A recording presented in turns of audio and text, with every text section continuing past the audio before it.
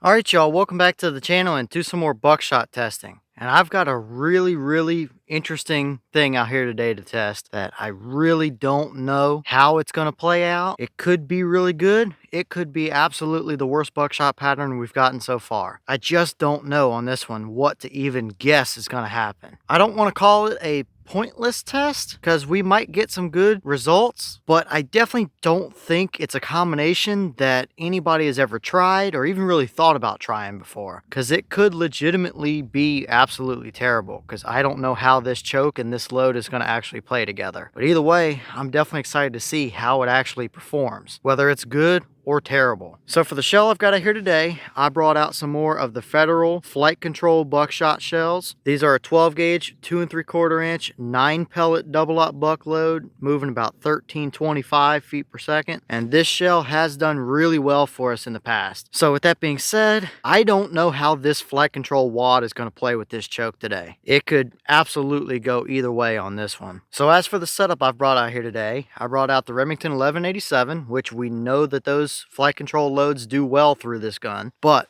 the choke I've got is this guy. This is an old school Remington straight rifled super full turkey choke. Now, when I say super full, to the best of my measurements, it's right about the 690 constriction. But the straight rifling, which I'll throw a picture up here on the screen of what it looks like on the inside, but the straight rifling does stand up a little bit farther than what the choke actually constricts to. So there's only so good I can measure it, so it's not a super tight constriction turkey choke. But the straight rifling, I have no idea how it's going to play with these flight control wads or this buckshot shell. It could do really well, or it could completely mess everything up. So as for the test, we're going to run it the same as we usually do it. I have the big paper set up at 40 yards. I have the chronograph, so we'll be able to get our speed. So we'll take a shot, we'll look at our chrono, we'll go down range and see how it patterned. And based on how it patterned, I have some templates out here today. If it's even worth it, we'll throw them up there. If it's absolutely terrible, then it just kind of is what it is, I guess. But either way,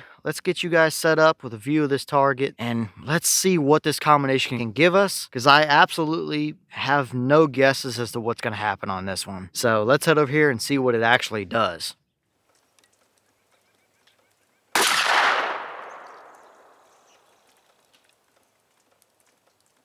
Okay, so that shell gave us 1234 through our chronograph. The box is claiming 1325, so we're a little bit under that. We normally see right around the 1300 mark from what I can remember from these shells. So we're moving a little bit slower than what they're claiming, but it's still not terrible, I wouldn't say. But how did they actually perform down at 40 yards? Let's go take a look and see if we had good results or terrible results.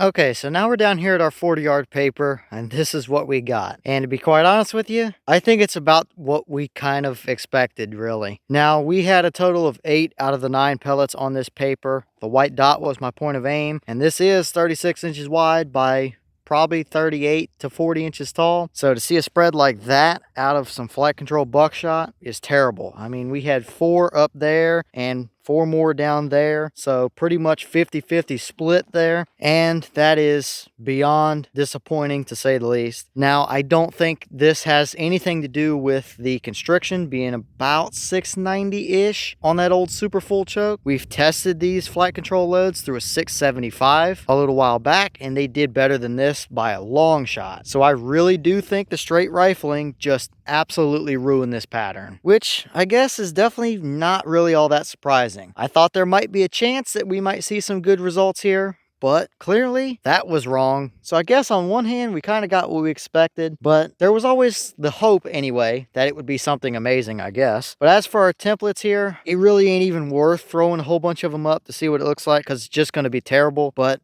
just for the sake of reference point, I'll throw the deer template up just so we can see what it might look like. I don't think it's going to look great at all, but let's throw it up there anyway for a few seconds just to see, I suppose. All right, so yeah, there you go. There's our deer template. And only 2 pellets hit him, and the 2 that hit him, I don't know if you would have gotten him or not. I mean, that one down there in the front of the neck, I doubt would have gotten into anything super major. The one up there at the top might have gotten spine, potentially. So maybe you would have gotten the deer, but definitely not even close to a load that I would want to use for deer hunting or anything like that. But either way, this, even though it failed, was definitely an interesting concept, or an interesting thought process anyway, that could have worked, but clearly it absolutely did not work out for us at all.